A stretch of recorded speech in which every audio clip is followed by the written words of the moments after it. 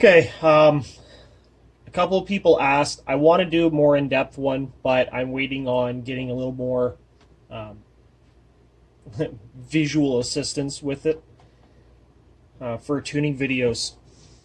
But I had an opportunity. We were playing around with the saws this weekend, and there was a really good example of two saws that are both relatively in tune. One is better than the other. Uh, so in the video, the first part of it, this saw's tune really nice. Really happy with that tune. Um, the second one is still in tune, but it's starting to get slightly lean on the high jet. It's still more than tuned enough to work with. It's nothing I'd even worry about, other than I'm a really pedantic person and I'm very, very picky on tune. Most people will run saws too rich. There's a risk to doing that. Incomplete burn can spike cylinder pressure with the unburnt mix, sticking to places, building up behind the ring, burning behind the ring. Lots of weirdness goes on with excessively rich saws. So, one of the things people miss with tuning high jets is either one, they're tach tuning. Now, I don't have a problem with tach tuning as opposed to ear tuning. You have to understand what you're trying to accomplish with either one, and then you can use a tach as a point of reference or to fine tune beyond what your ear is going to do. But any of these specifications for unloaded RPM tach tuning are wrong. There's absolutely no possible way to tune a saw without load, because you do not know how that saw generates heat under load and how much fuel you need to tune to that operating temperature. That will change saw to. You could pull 10 saws off the shelf and they're all going to be slightly different because castings are slightly different. It fuels itself slightly different. Everything is different enough where even a generalized specification is going to be too rich 90% of the time. So, or too lean. There's some EPA regulated saws where the specification for wide open throttle RPM is too lean. That is the EPA saying we only want saws to burn X many pounds per hour of fuel. That's a fuel economy adjustment, not a saw life longevity or performance adjustment. So with that being said, what makes a saw in tune, specifically on the high jet, is having enough fuel when the saw is at a higher operating temperature. What that leaves you with a cold saw is a saw that's too rich, because the more the cylinder temperature, the higher that cylinder temperature is, the easier it is for the saw to burn fuel in the amount of time given.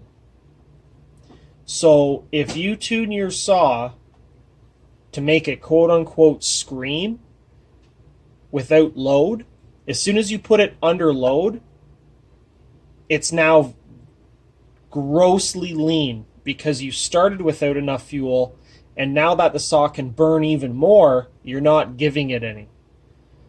This leads to very, very high cylinder temps, less power, just because it makes more RPM unloaded. When it comes under load and then it's lean, you get a really erratic RPM in the cut. Some people blame their filing or blame the operator for it, but the saw can do that naturally if it's lean as well. It's the same as when it's idling lean and it's searching for that idle point going up and down.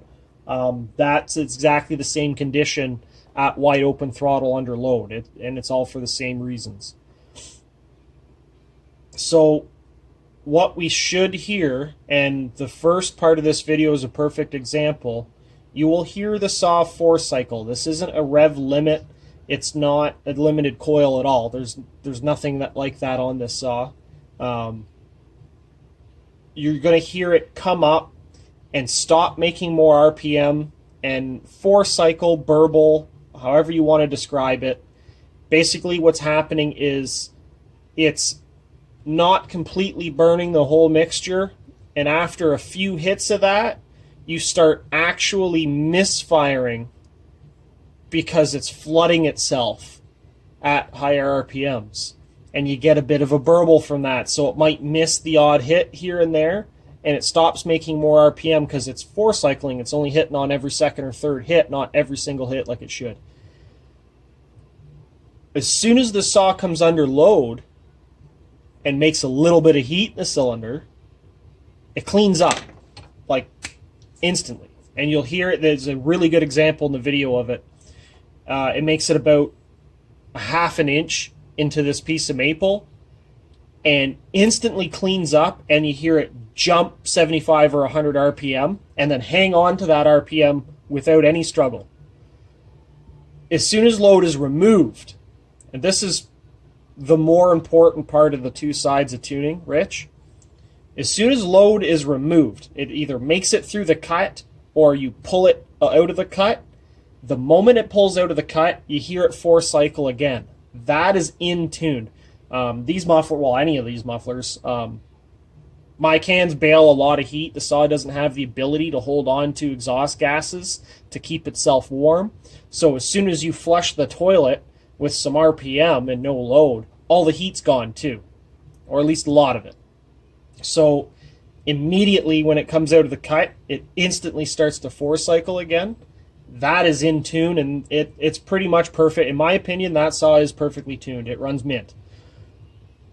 The second saw is slightly lean. It's still in tune, more than safe to run, not a concern at all. But if you want to be really pedantic and you're looking for a specific sort of running profile, it's a little bit lean.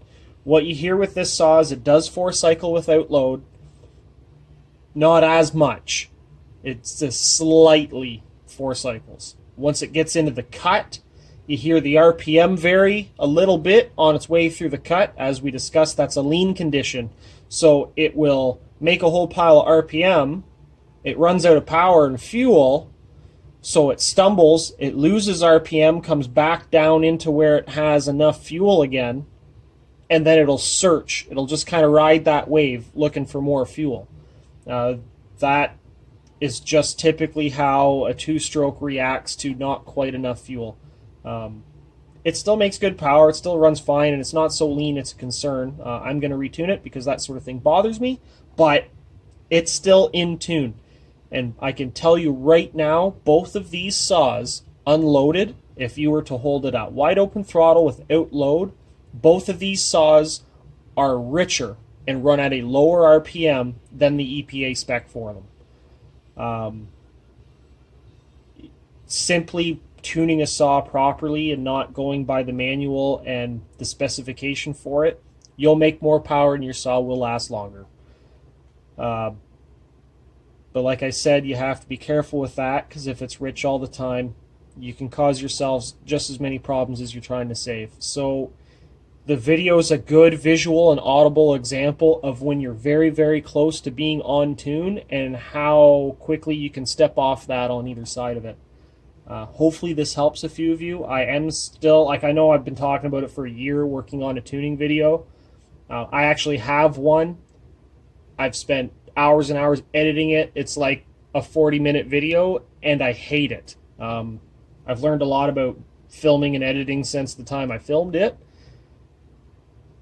but it's junk, so I'm going to make a better one. So I'm still working on it. There's a lot going on right now. So keep an eye out for new things coming down the pipe too, but a more inclusive tuning video is coming. But this one's a good example for most of you that pretty much anybody can make a saw idle and have throttle response, so there's no point in me getting into a low jet adjustment, but the high side here, this is a really good example for you.